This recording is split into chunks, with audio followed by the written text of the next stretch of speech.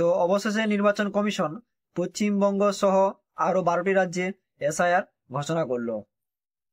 কোন কোন রাজ্যে এসআইআর ঘোষণা করলো ও এসআইআর এ কি কি ডকুমেন্টস লাগবে, এসআইআর কবে থেকে চালু হবে, এসআইআর কাদের জন্য কি কি ডকুমেন্টস লাগবে, আধার কার্ড দিয়ে এসআইআর হবে কিনা, ফর্ম কবে থেকে দেওয়া শুরু করবে ও ফর্ম কোথায় পাওয়া যাবে, এবং এসআইআর ফাইনাল লিস্ট কবে বেরোবে। তো সম্পূর্ণ ভিডিওটি দেখুন, ভিডিওর মাধ্যমে সম্পূর্ণ ডিটেলস আলোচনা করা হবে। ভিডিওটি ভালো লেগে থাকলে অবশ্যই চ্যানেলটিকে সাবস্ক্রাইব করে পাশে থাকবেন। তো ফ্রেন্ডস, আমাদের পশ্চিমবঙ্গ সহ আরো 12টি রাজ্যে এসআইআর এর দিন ঘোষণা হয়েছে। পশ্চিমবঙ্গ, তামিলনাড়ু, উত্তরপ্রদেশ, রাজস্থান, ছত্তিশগড়, গোয়া, গুজরাট, কেরালা, লক্ষাদ্বীপ, মধ্যপ্রদেশ, পুদুচেরি, আন্দামান নিকোবর, এই 12টি রাজ্যে 51 কোটি ভোটারের তালিকায় এসআইআর হবে।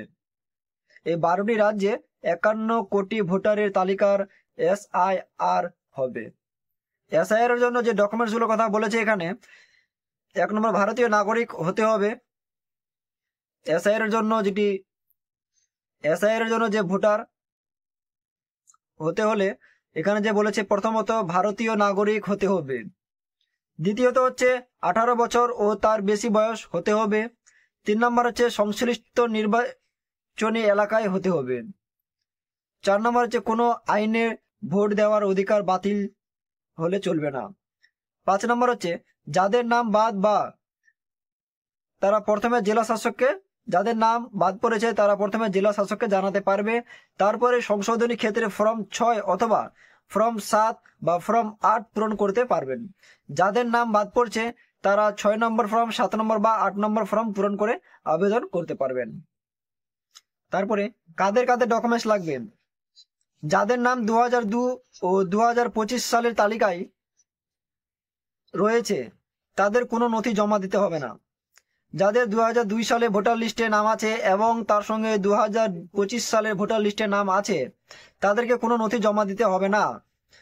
যদি তাদের সন্তানরা 2002 সালের তালিকায় না থাকেন, যদি তাদের ছেলে ও মেয়েরা 2002 সালের তালিকায় না থাকে কিন্তু বর্তমান তালিকায় নাম আছে, যেমন 2002 সালে ভোটার লিস্টের নাম নাই তবে 2025 সালে ভোটার লিস্টের নাম আছে, তবে শুধু পিতা মাতার সঙ্গে সম্পর্ক প্রমাণকারী পরিচয়পত্র জমা দিলেই চলবে। বাড়তি কোনো নথি দিতে হবে না। যার 2002 সালের পর অন্য কোনো বুথ বা কেন্দ্র স্থানান্তরিত হয়েছে, মানে যাদের 2002 সালের পর অন্য কোনো বুথে বা অন্য জায়গায় ভোট ট্রান্সফার করা হয়েছে তাদের জন্য আগের পার্ট নাম্বার ও বুথ নাম্বার উল্লেখ করে সেই সুযোগ প্রমাণপত্র করতে হবে।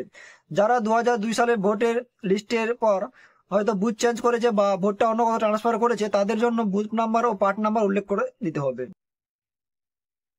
তারপরে যে বাড়িতে কবে থেকে ভিজিট করবেন, বাড়ি থেকে ভিজিট করা হচ্ছে 4 নভেম্বর থেকে 4 ডিসেম্বরের মধ্যে প্রত্যেকজনা বাড়ি গিয়ে বিল ভেরিফিকেশন করবে। তারপরে যে লিস্টটা বেরোবে সেটা বেরোবে 9 ডিসেম্বর। 4 নভেম্বর থেকে 5 ডিসেম্বর বাড়ি ভিজিট করবে। তারপরে যে তালিকা বেরোবে সেটা হচ্ছে 9 ডিসেম্বর। তারপরে খতিয়ে দেখার তারিখ হচ্ছে 9 ডিসেম্বর থেকে 8 জানুয়ারি।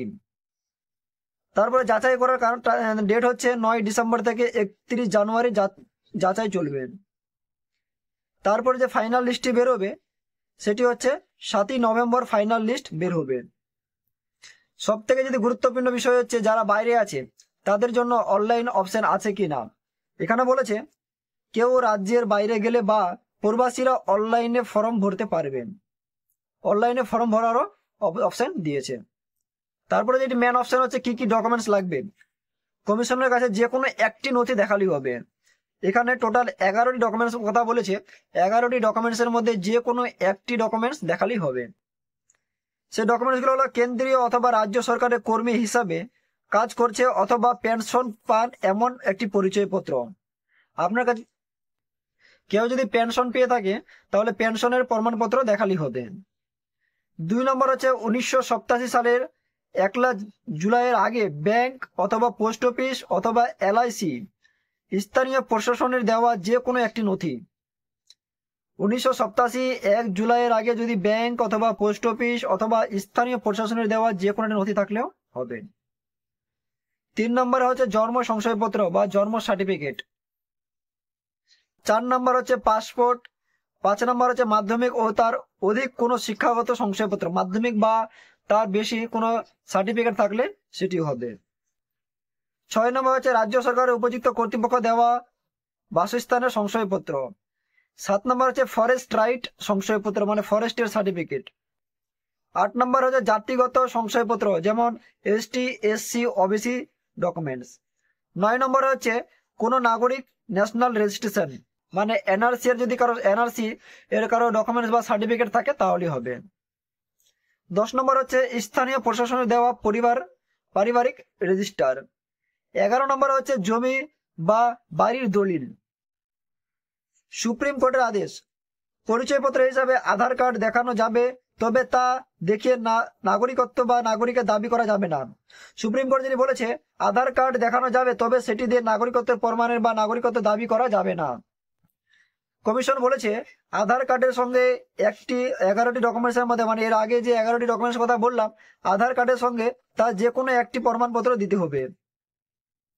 আধার কার্ডের সঙ্গে যে 11টি ডকুমেন্টসের কথা বললাম সেখান থেকে যে কোনো একটি ডকুমেন্টস দিতে হবে। যদি দেখাতে পারে তাহলে নাগরিকত্ব প্রমাণ করতে পারে তবে তাও মেনে নেওয়া যাবে। এখানে বলেছে যে 11টি ডকুমেন্টসের কথা, সে 11টি ডকুমেন্টসের মধ্যে যে কোনো একটি ডকুমেন্টস প্লাস তার সঙ্গে আধার কার্ড যদি দিতে পারে তবে সেটি মেনে নিতে পারবে। ভিডিওটি ভালো লেগে থাকলে অসংখ্য ধন্যবাদ। এরকম ভিডিও পাওয়ার জন্য অবশ্যই লাইক, কমেন্ট ও সাবস্ক্রাইব করে পাশে থাকবেন।